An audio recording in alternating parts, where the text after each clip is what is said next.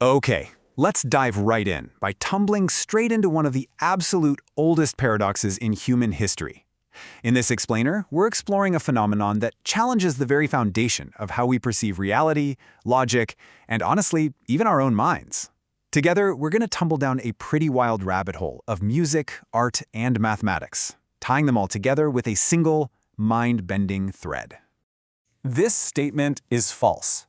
You've probably heard this one before. It's the Epimenides paradox, or the liar paradox, and it completely ruins our basic assumption that a statement just has to be either true or false. I mean, think about it. If you tentatively decide this statement is true, it immediately backfires on you and makes you think it's false. But wait, once you decide it's false, that exact same backfiring returns you right back to the idea that it must be true. It is a closed, endless circuit of contradiction. And this brain-breaking paradox is actually the central mystery box of Douglas Hofstadter's masterpiece, Gödel, Escher, Bach, an Eternal Golden Braid. In this monumental book, Hofstadter weaves together the work of a brilliant composer, a mind-bending graphic artist, and a revolutionary mathematician to explain the very origins of intelligence itself. The book essentially treats these three historical figures as shadows cast in different directions by one central solid essence, which is just amazing when you realize they were practically doing the exact same thing across completely different centuries. So the absolutely crucial point here, the spine connecting our three geniuses, is a concept called a strange loop or a tangled hierarchy. A strange loop happens whenever, by moving upwards or downwards through the levels of some hierarchical system, we unexpectedly find ourselves right back where we started. It's basically a way of representing an endless, infinite process in a completely finite way. All right, let's time travel a bit to 1747 and see how this plays out in the realm of music with the legendary composer Johann Sebastian Bach. At this point in his life, Bach was 62 years old, and he was famous far and wide for his remarkable ability to just extemporize, to improvise wildly complex music right on the spot. So, during a visit to the court of King Frederick the Great of Prussia in Potsdam, Bach was challenged to improvise a staggeringly complex piece of music. The king, who was an avid flutist and music lover himself, presented Bach with a theme and demanded that he immediately execute a fugue upon it with absolutely zero preparation. This incredible evening kicked off a series of events that eventually produced Bach's legendary musical offering. Now, the royal theme the king actually gave Bach was a beast. It's this highly complex, rhythmically irregular sequence, and it's highly chromatic, which means it is packed with tones that don't even belong to the key it's in. To write a decent piece of music for even two voices based on this would be incredibly difficult to harmonize for your average musician. But, Bach was no average musician. To solve the king's musical puzzle, Bach used these extreme, almost mathematical techniques to play the theme against itself. He created canons where copies of the theme are staggered in time, shifted in pitch, played twice as fast, or even twice as slow. He inverted the melody so it jumps down wherever the original jumps up. He even played it backwards in time, a technique affectionately known as a crab canon because, well, that's how a crab walks. Within this musical offering, Bach constructed what is called an endlessly rising canon. This is a musical loop that constantly shifts upward in key. It leads your ear into these increasingly remote provinces of tonality, but then, magically, after exactly 6 modulations, it loops right back to its starting key of C minor, just an octave higher. It ties so smoothly back to the beginning, creating a perfectly disguised, auditory strange loop. Okay, flash forward. Decades later, the Dutch graphic artist M.C. Escher independently takes that exact same concept and turns it into a visual paradox. Think about his famous lithograph, Waterfall, with its endless loop of falling water, and compare that to the 6-step endlessly rising loop of Bach's canon. The similarity of vision between the composer and the artist is absolutely remarkable. They are literally playing the same theme in 2 totally different mediums.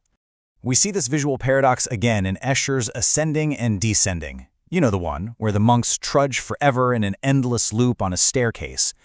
Every localized region of this staircase looks perfectly legitimate and normal, but it's the global way they are put together that creates a total impossibility. It brilliantly captures the illusion of infinity, locked tight inside a finite space. And Escher tightened these visual loops even further throughout his career.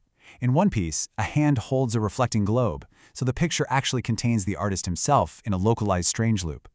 In another, titled Metamorphosis, tiled planes of shapes morph wildly from bees to birds to fish to a whole town, only to wander further and further until they seamlessly loop right back into the original black and white geometric pattern. So, that brings us to genius number 3, Kurt Gödel. While Bach and Escher played with strange loops in music and art, Gödel found a way to take that ancient "this statement is false" Epimenides paradox from earlier and inject it directly into the cold, rigid heart of mathematics. He made mathematics introspective. He literally found a way for math to observe itself. Gödel mathematically proved a terrifying reality for logicians at the time. Provability is a fundamentally weaker notion than truth. Before Gödel, mathematicians just kind of assumed that any true statement in a rigid axiomatic system could eventually be proven. But Gödel shattered that. He showed that any consistent system of number theory is naturally incomplete. There are true statements in math that can simply never be proven within that system. No way around it. So how on earth did he pull that off? First, he invented a code, Gödel numbering, where numbers stand for mathematical symbols and statements. This allowed math to point a finger at itself. Then, he translated that liar paradox into a mathematical equation. But instead of saying, "this statement is false," his equation essentially said, "this statement has no proof in the system of Principia Mathematica." Boom! He created a strange loop that completely crashed the idea of absolute mathematical completeness. Now, what is really fascinating here is the timing.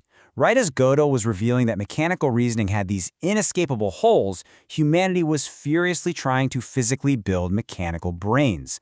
We were evolving from early adding machines by Pascal and Leibniz to Charles Babbage's programmable gears in the 19th century, right up to the giant electronic brains of the 1930s and 40s. Lady Ada Lovelace, a friend of Babbage, had this beautiful way of describing his analytical engine and how its spinning cylinders could manipulate complex symbols. She noted that the analytical engine weaves algebraic patterns, just as the jacquard loom weaves flowers and leaves. But crucially, she remained deeply skeptical that any machine could truly originate thought or possess real intelligence. She argued it could only ever do what we already know how to order it to perform. Which drops us right into the ultimate paradox of artificial intelligence. Computers, by their very nature, are strictly inflexible, desireless, rule-following hardware. But true intelligence requires flexibility, right? The ability to make sense of ambiguity and sometimes even rule-breaking. So how do you program flexibility using inflexible rules? Well, the solution requires rules that can actually modify other rules. The answer Hofstadter offers in his analysis, and a key takeaway from our explainer today, is that intelligence is born when a system has enough layers of self-referential rules. You need millions of rules, meta-rules to modify those rules, and meta-meta-rules to modify the meta-rules. Intelligence emerges when the system eats its own tail, creating a tangled hierarchy, a strange loop inside the machine where rigid hardware miraculously gives rise to flexible software that can observe itself. Which leaves us with one final, profound question to think about. Since our own minds operate through deeply tangled hierarchies of completely inflexible biological neurons firing based on strict chemical rules, is your sensation of free will, your sense of I, and your very consciousness nothing more than a brilliantly disguised strange loop?